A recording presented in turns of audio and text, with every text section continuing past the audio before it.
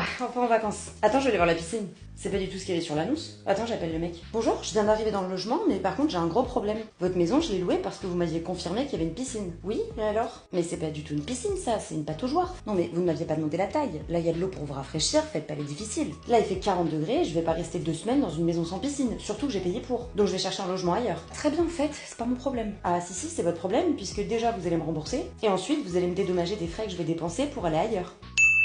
Si tu loues un logement pour les vacances et qu'une fois que tu y arrives, tu te rends compte qu'au final, le logement il ne correspond pas à la description, première chose à faire, se constituer des preuves. Pour ça, soit tu vas faire appel à un commissaire de justice, soit tu te constitues les preuves toi-même en prenant des photos, des vidéos, et évidemment, il faut aussi que tu gardes la preuve du descriptif du logement pour montrer que ça ne correspond pas à la réalité. Et avec tous ces éléments, tu pourras demander un dédommagement à la personne qui t'a loué le bien. Pour ça, il faudra que tu lui écrives un courrier que tu vas envoyer par lettre recommandée avec avis de réception, mais imaginons que ce courrier ne fonctionne pas et que le propriétaire refuse toujours de te rembourser. J'ai bien reçu votre courrier, mais que ce soit bien clair, je vous rembourserai pas. Très bien, bah écoutez, dans ce cas-là, je vais porter plainte.